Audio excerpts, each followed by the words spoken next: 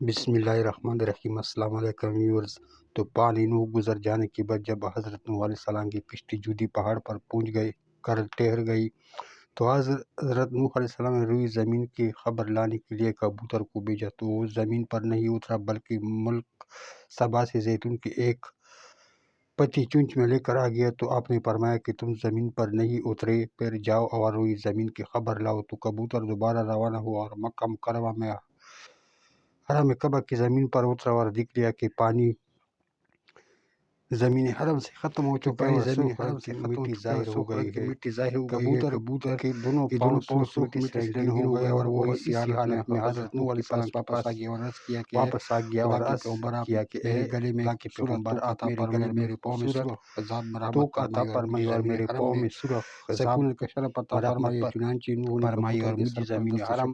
میں سکونت کا اس کے لیے دعا دی کہ اس کے گلے میں داری کا ایک خوبصورت ہار پڑا رکھے اور اس کے پاؤں سرخ ہو جائے اور اس کی نسل میں خیر و برکت رہے، اس کو زمین حرم میں سکون